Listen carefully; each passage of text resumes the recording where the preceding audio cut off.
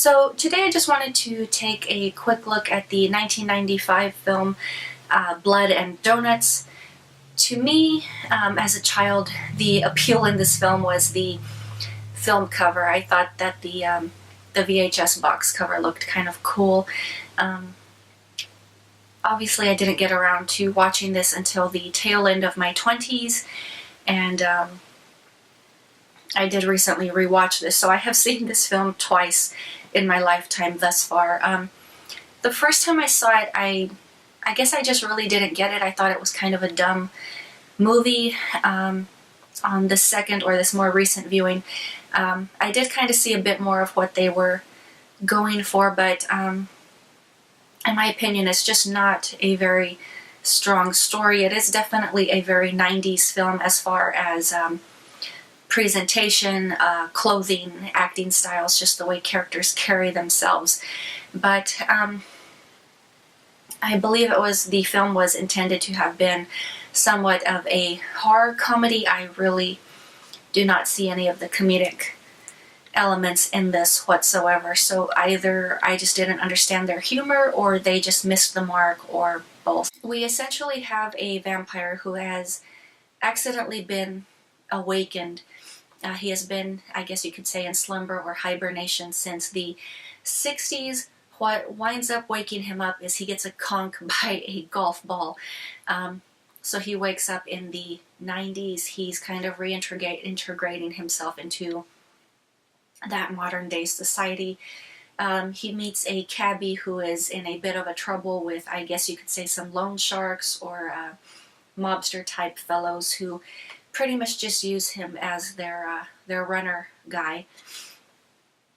You've also got a very cynical woman who works at a donut shop, but I want to say it's more of a donut diner, if such a thing exists. They only sell donuts. They have coffee, but they've got booths and all kinds of other things, so it definitely has that feel like you can just sit down and set up shop for a few hours, which is why I'm more inclined to call it a donut diner rather than a donut shop. But she works at this 24-hour place. She eventually runs across this Mr. Vampire. I believe his name was Boya, and for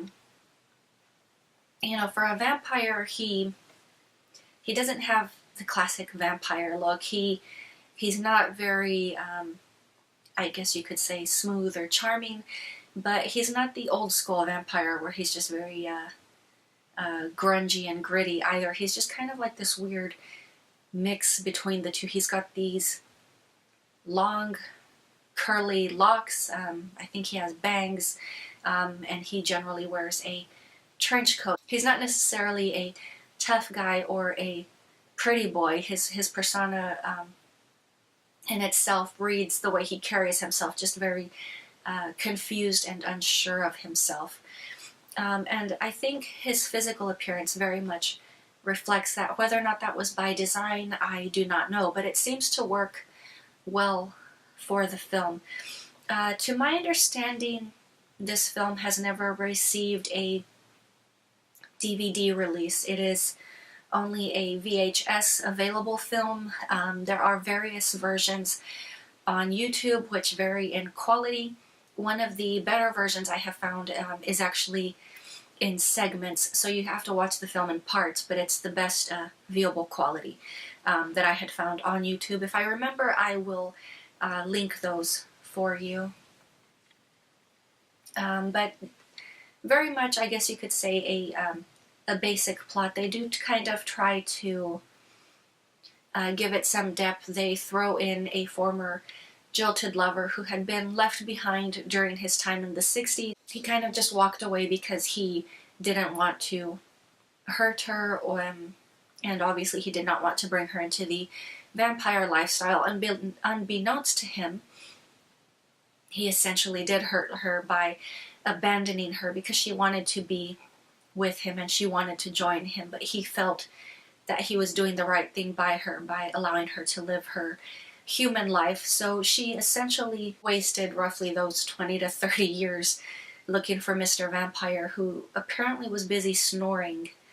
And of course he runs across Mr. Vampire's current love interest, and of course she's got that pang of jealousy. But of course, Miss Donut Shop Girl and Mr. Vampire apparently hit it off.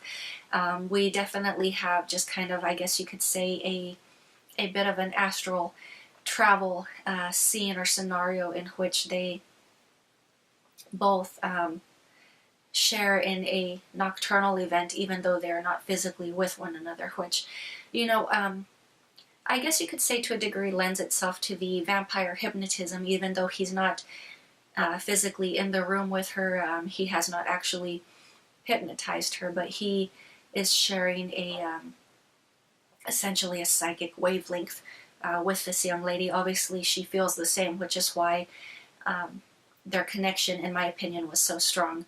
During that scene, it is a well-treated scene. It's not trashy, you know, very tastefully treated, and it's understood that this is a romantic love scene. But the film itself, it can be a bit weird at times as far as just kind of trying to follow or keep up. It is pretty dull. At least the first time I watched it, I found it very boring, kind of like, you know, this movie's kind of blah. But I'd say it's definitely one of those things you kind of have to watch it a couple of times and just let it grow on you, because it really can be a very interesting film.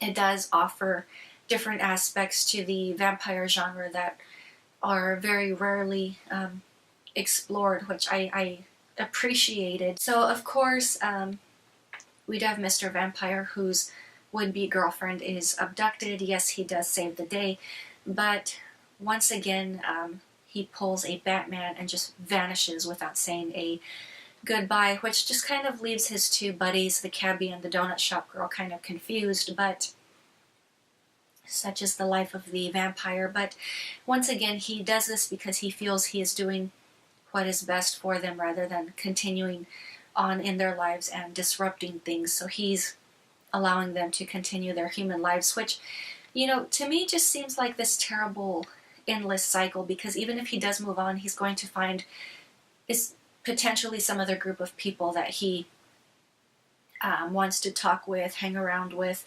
You know, obviously the vampire lifestyle is very very long, can be very lonely, so you do need people to talk to or interact with, or even other vampires, but they leave it very open-ended, and it just kind of feels just very sad and empty, the ending on this film. At least that was my take.